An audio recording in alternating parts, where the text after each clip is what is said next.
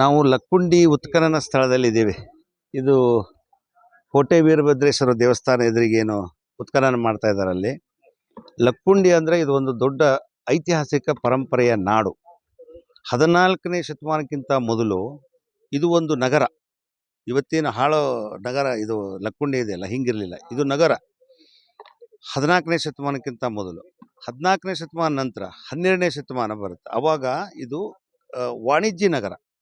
ಆರ್ಥಿಕವಾಗಿ ಅತ್ಯಂತ ಪರಂಪರೆ ಇದ್ರೊಳಗೆ ಭಾಳ ಉತ್ತಮವಾದಂಥ ಇತ್ತು ವ್ಯವಸ್ಥೆ.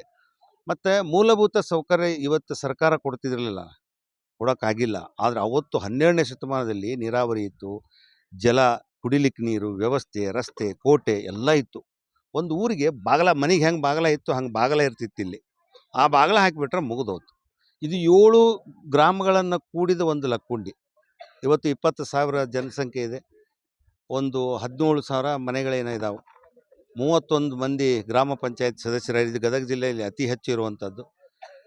10ನೇ ಶತಮಾನದಲ್ಲಿ ಅತ್ತಿಮಬ್ಬೆ, ಇಲ್ಲಿ ರನ್ನ, ಪೊನ್ನ, ಜನ್ನ ಆಶ್ರಯ ತಾಣ ಇವು. 6ನೇ ವಿಕ್ರಮಾದಿತ್ಯ ಆಳಿದಂಥ ನಾಡು. ಅದರ ಜೊತೆಗೆ ಅಜಗಣ್ಣ 11 ಮತ್ತು 12 ಮಧ್ಯ. ಅಜಗಣ್ಣನ ವಚನಗಳು ಅಂದ್ರೆ ಬಸವಣ್ಣವರು ಕೂಡ ಗೌರವಿಸುವುದಂಥ ಒಂದು ವ್ಯವಸ್ಥೆ. ಅದಾದ ಮೇಲೆ ಅತ್ತಿಮಬ್ಬೆ ಇದನ್ನು ಬಹಳಷ್ಟು ಬೆಳವಣಿಗೆ ಹಂತದಲ್ಲಿ ಕನ್ನಡ ಭಾಷೆ, ನೆಲ, ಜಲ ಬಗ್ಗೆ ಲಕ್ಕುಂಡಿಯನ್ನು ವ್ಯವಸ್ಥೆ ತೋರಿಸ್ಕೊಟ್ಟವರು. ಆಮೇಲೆ ಅದ್ರ ಜೊತೆಗೆ ಇನ್ನೊಂದು ಏನಂತ ಕೇಳಿದ್ರೆ, ಇದು ಲಕ್ಕುಂಡಿ ಲೆಕ್ಕದ ಗುಂಡಿ ಅಂತ ಹೇಳ್ತಾರೆ.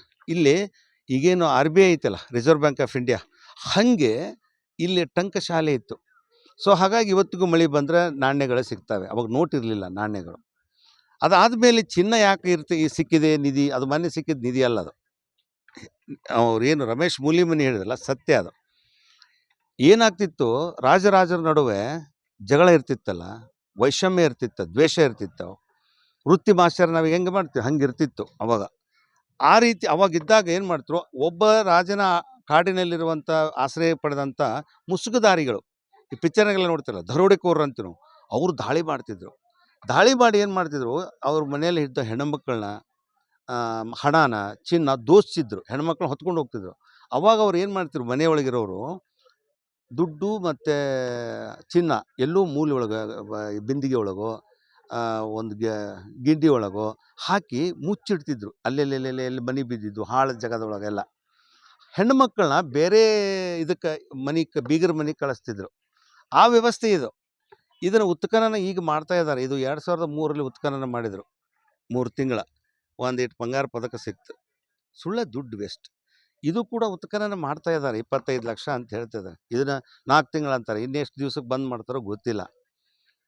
ಕಂಪ್ಲೀಟ್ ನಿಮ್ಗೆ ಇದ್ರದ್ದು ಇತಿಹಾಸ, ಪರಂಪರೆ, ಸಾಹಿತ್ಯ, ಭಾಷೆ, ನೆಲ, ಜಲದ ಬಗ್ಗೆ, ಇತಿಹಾಸದ ಬಗ್ಗೆ, ರಾಷ್ಟ್ರಕೂಟ ಆಳಿದ್ದು ಅಂತಾರೆ, ಕಲ್ಯಾಣ ಚಾಲುಕ್ಯರು ಆಳಿದ್ದು ಅಂತಾರೆ, ವಿಜಯನಗರ ಸಾಮ್ರಾಜ್ಯ. ಇಲ್ಲಿ ಮುತ್ತು ರತ್ನ ಹವಳ ಯಾಕೆ ಸಿಗ್ತಾವೆ? ವಿಜಯನಗರ ಸಾಮ್ರಾಜ್ಯ ಕೃಷ್ಣದೇವರಾಯನ ಕಾಲದಲ್ಲಿ ಕಾಲ್ಪೋದೊಳಗೆ ಮುತ್ತು ರತ್ನನ ಅಳಿತಿದ್ರು ಮಾರ್ಕೆಟ್ನೊಳಗೆ. ಸೊ ಅವನ ಆಳಿಕೆಯಲ್ಲಿ ಇದು ಬಂದಂಥ ಇದು ಲಕ್ಕುಂಡಿ. ಸೊ ಹಾಗಾಗಿ ಇಲ್ಲಿ ಮುತ್ತು ರತ್ನಗಳು ಕಾಮನ್ ಅದು ಸಿಗ್ತಾವೆ. ಇನ್ನು ಇದು ಒಂದು. ಎರಡನೇದ್ದು, ಇದು ಯಾಕೆ ಹಾಳಾತು ಲಕ್ಕುಂಡಿ ಅಂದರೆ, ಈ ಭಾಗ ಕೃಷ್ಣದೇವರಾಯನ ಅಳಿಯ ರಾಮದೇವ್ ಅವರು, ರಾಮರಾಯ ಕೃಷ್ಣದೇವರಾಯನ ಕೃಷ್ಣರಾಜಂದು ಅಳಿಯಾರು ರಾಮರಾಯ ಅಂತೇಳಿ ಪಾಣಿಪತ್ ಕದನದೊಳಗೆ ಸೋತು ಬಿಡ್ತಾನೆ. ಅವಾಗ ಬಹುಮನಿ ಕಾಲದೊಳಗೆ ಇದರ ಆಡಳಿತ ಬರುತ್ತೆ. ಅವಾಗಿದು ಪೂರ್ತಿ ದಿವಾಳಿ ಆಗುತ್ತೆ. ಅವ್ರು ಏನು ಮಾಡಿದ್ರು, ದೇವಸ್ಥಾನಗಳ ಮೇಲೆ ದಾಳಿ ಮಾಡ್ತಾ ಹೋದರು. ಎಲ್ಲಿ ಹಣ ಐತಿ, ಎಲ್ಲಿ ಚಿನ್ನ ಐತಿ ಅಂತ ತೆಗಿಲಿಕ್ಕೆ ಹೋದರು. ಸೊ ಹಾಗಾಗಿ ಇವತ್ತು ಈ ರೀತಿ ವ್ಯವಸ್ಥೆ ಇದೆ. ಇದನ್ನು ಉತ್ಖನನ ಮಾಡಿ ಏನೇನು ಮಾಡೋಕೆ ಹೋಗ್ತಾರೋ ಗೊತ್ತಿಲ್ಲ. ಆದರೆ ಒಂದು ನಾನು ಹೇಳೋದಾದರೆ, ಇತಿಹಾಸ ಗೊತ್ತಾಗಬೇಕು, ಇದರ ಪರಂಪರೆ ಗೊತ್ತಾಗಬೇಕು, ಎಷ್ಟೋ ರಾಜರು ಆಳಿದಂಥ ವ್ಯವಸ್ಥೆ ನಿಮ್ಗೆ ಗೊತ್ತಾಗಬೇಕು ಅಂದ್ರೆ, ಹಲ್ಮಡಿ ಶಾಸನ ಕನ್ನಡದ ಮೊದಲನೇ ಶಾಸನ, ಅದು ಗೊತ್ತಾಗ್ಬೇಕಾದ್ರೆ ಉತ್ಖನನ ಮಾಡಿದರು. ಅದು ಪೂರ್ತಿ ಸ್ಥಳಾಂತರ ಮಾಡಿ, ಹಾಗೆ ಬಾಗಲಕೋಟೆ ನವನಗರ ಮಾಡಿದಾರಲ್ಲ, ಸೊ ಹಂಗೆ ಇದನ್ನು ಪೂರ್ತಿ ಸ್ಥಳಾಂತರ ಮಾಡಬೇಕು. ಅದಕ್ಕೊಂದು ಪ್ಯಾಕೇಜ್ ಮಾಡಬೇಕು. ಕೇಂದ್ರ ಮತ್ತು ರಾಜ್ಯ ಸರ್ಕಾರದ ಏನು ಪುರಾತತ್ವ ಇಲಾಖೆಯವರು, ಅಧಿಕಾರಿಗಳು, ಆಮೇಲೆ ಇತಿಹಾಸ ತಜ್ಞರು, ಮಿನಿಸ್ಟ್ರು, ಜನಪ್ರತಿನಿಧಿಗಳು, ಗ್ರಾಮಸ್ಥರು, ಮುಖಂಡರು, ನಾಯಕರು ಎಲ್ಲ ಕೂಡಿ ಒಂದು ಸಭೆ ಮಾಡಿ ಕಂಪ್ಲೀಟ್ ಇದನ್ನು ಸ್ಥಳಾಂತರ ಮಾಡಿ ಉತ್ಖನನ ಮಾಡಿದರೆ ನಿಮಗೆ ಸಂಪೂರ್ಣ ಇತಿಹಾಸ ಸಿಗತ್ತೆ. ಒಂದು 4 ಕಾನೆ ಮಾಡಿ ಅದ್ರಾಗ ಅಗತಾ ಹೋದ್ರೆ ಏನೂ ಸಿಗುದಿಲ್ಲ. ಸಿಗೋದು ಮಡಿಕೆ ಕುಡಿಕೆ ಇಷ್ಟು ಬಿಟ್ರೆ ಏನಿಲ್ಲ. ಶಾಸನ ಅದು ಇದು ಓಕೆ ಅದನ್ನೂ ಮಾಡ್ರಿ. ನೀವು ಮಾಡೋದೇ ಆದ್ರೆ ಇತಿಹಾಸ ತಗೊಳ್ಳೋದಾದ್ರೆ ಇತಿಹಾಸಕ್ಕೆ ನೀವು ಬರೋದೇ ಆದ್ರೆ ಅದೇ ಸಂಪತ್ತು, ಇತಿಹಾಸನ ಸಂಪತ್ತು. ನೀವು ನಿಧಿ ಸಿಕ್ತು ಅದು ಸಿಕ್ತು ಅಲ್ಲ. ಆಮೇಲೆ ನಿಮ್ಗೆ ಇದು ಸರ್ಪಗಾವಲು ಬರ್ತೈತಿ, ಸರ್ಪ ಬರ್ತೈತಿ, 7 ಅಡಿ ಸರ್ಪ, 5 ಅಡಿ ಸರ್ಪ. ಇವು ಚಿನ್ನವನ್ನ ಕಾಯಕ್ಕೆ ಅವಾಗ ಇಡ್ತಿದ್ರು ರಾಜರು ಯುದ್ಧ ಮಾಡಕ್ ಹೋಗುವಾಗ. ಸೊ ಅದು 7 ಅಡಿ ಸರ್ಪದ ಕಲ್ಲಿಟ್ರ ಸಿಕ್ಕಾಪಟ್ಟೆ ದುಡ್ಡು, ಚಿನ್ನ ಐತೆ ಅಂತ. 5 ಅಡಿ ಇದ್ರೆ ಸ್ವಲ್ಪ ಐತೆ ಅಂತ, 3 ಅಡಿದಿದ್ರೆ ಸ್ವಲ್ಪ ಐತೆ ಅಂತ. ಅವ್ರು ಯುದ್ಧ ಮಾಡಿ ಗೆದ್ದು ಇದ್ದು ಬಂದ್ರ ಅದನ್ನ ತಗೊಂಡು ರಾಜ್ಯ ಆಳ್ತಿದ್ರು.